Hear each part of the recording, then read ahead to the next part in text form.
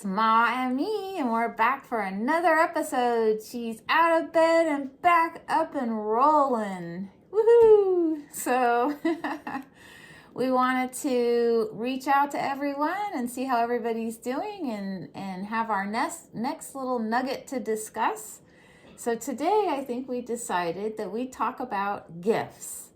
So, I believe everybody's born with inherent special gifts. Everybody has them. And a lot of times maybe we don't even know we have them, or we have them and we just never actually use them. So my question to you is, what do you think, or what do you believe to be your gifts in life to humanity and to your life, to family? What special talents do you have? That's hard to do. Well, that maybe you maybe didn't even get to use, or maybe you did. But what do you think you got? Let's see. I can just talk about some of the things that I was able to do that I found out others had trouble with, and I had to be really flexible in my life. Mm-hmm. I had people coming and going. And I'm a very accepting person, and that's somewhat of a gift. I've met people that aren't that way, which makes life a lot harder, don't you think? I think so. Yeah. Yeah. I like to have. You're a master of flow. I am, but I like to help people. I like to make people comfortable, and I've always done that since I was little. I can remember that. Like with communication? Yeah, communication, and if you're coughing, I'll give you a cough drop, this kind of thing. I've always done that, so I think that's a gift. Mm-hmm. You're very mothering. Yeah, in fact, I've been a lot of places when I was much younger, and people would call me mother, I guess I seem motherly. Yes, yeah.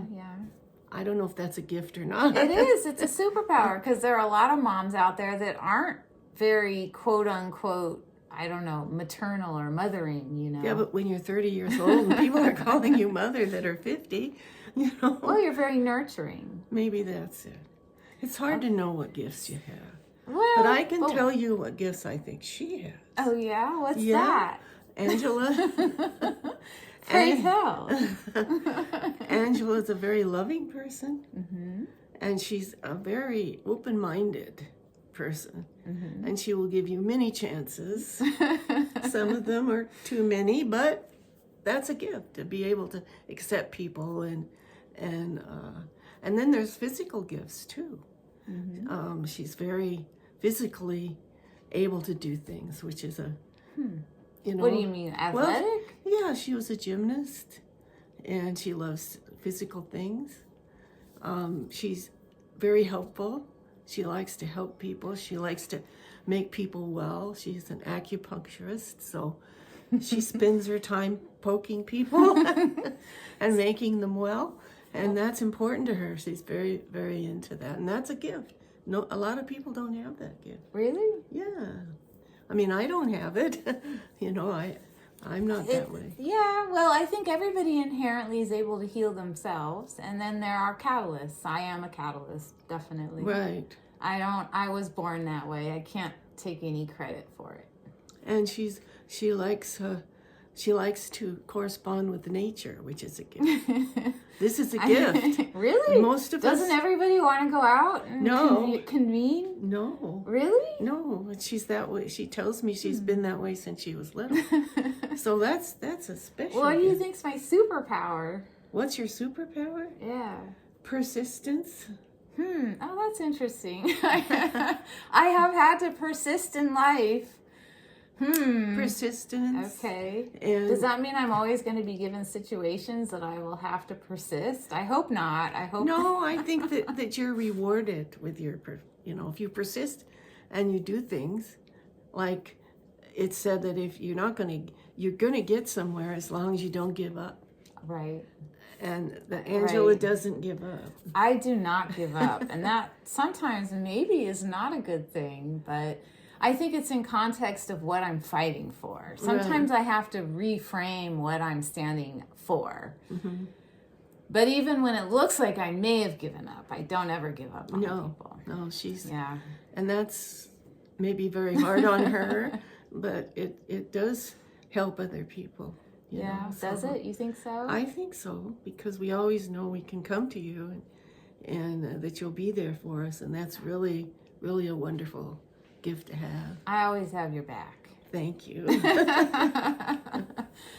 Well, what other superpowers of like or gifts do you feel? So communication, definitely, which is what part of this is communicating actually. So that's right up your alley of both of us are communicators. Right. I worked for the telephone company and I spoke to a lot of people. I was customer service in a place where we had terrible service. And everybody was mad. And everybody was mad, and we were not allowed to say we're sorry because that meant that we were wrong.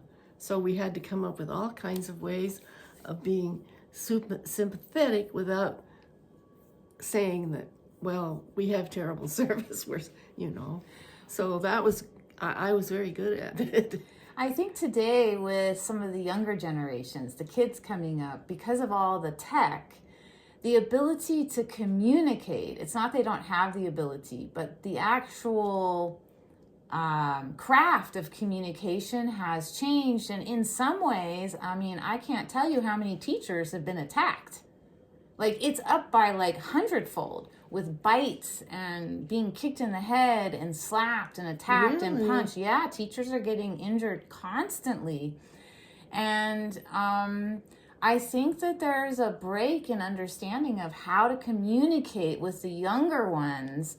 They're not being, I don't know, tech is maybe not giving them a great example of communicating. That's why I think maybe communicating with family and friends would help model like what healthy communication is. Well, I think that a human-to-human communication is different than doing it with your fingers. Mm-hmm. And if teachers start out with first graders, second graders, third graders, they work along, and each age has its problems. So the first and second graders have to learn how to get along with each other.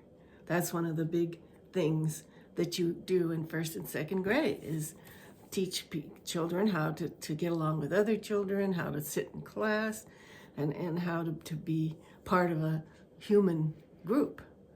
And it sounds like that a lot of people are stuck in first and second grade.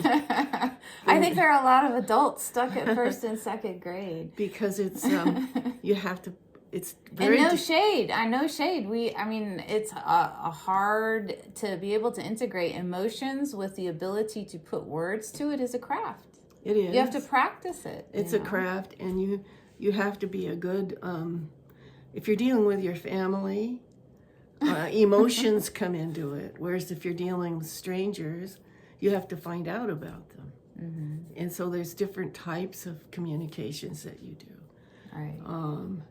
But I think we should do more of it, especially between, there's great value in your elders. Well, that's it. Your generations know how to communicate. I think just in general, you honed your craft of communicating by writing and speaking, and out of respect. Communication inherently has to have respect in it. I heard a quote today, not today, but during this week, that was talking about anger and someone, feeling anger, the difference of feeling anger and actually acting out on somebody in anger. And there's a difference, because feeling anger, there's nothing wrong with that. It's a natural part of the human experience. But to act out in anger isn't a problem of anger, it's a problem of abuse. It's always abusive to be, attacking people angrily is a form of abuse. And so just understanding how to feel our emotions in a healthy way and communicate them and still be authentic, but be able to communicate them effectively. Well, that's what I did at the telephone. I think that having dealt with a lot of people like that, I would say that the most successful thing that I found that worked was to ask about them. Well, what was it that exactly was it that happened, and listening to it, and then showing appreciation for their patience with it. I mean, if you have a really angry person, they're going to be angry anyway.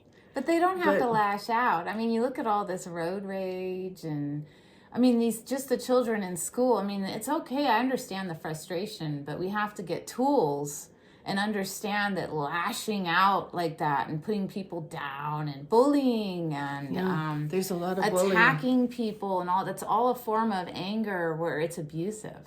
And so I think it is a superpower to be able to communicate. In your generations, definitely learning communication across generations. This is a huge gift from your generation to mine and younger, for sure. Grandkids, great-grandkids. And definitely something that should be shared amongst families and friends. It's just talk about fun stuff, get to know people. I think it actually takes the steam out of a lot of misunderstandings. People are into ghosting and not talking to people, or just simply ignoring, not taking responsibility and taking off. It doesn't matter what it has to do with, between friends, family, business partners. It doesn't matter what it has to do with, but it's not a healthy way of dealing with it. So I think that's a wonderful superpower and gift to have, for you to have that. Well, thank you. And I think that your wonderful superpower is being so helpful and loving and kind.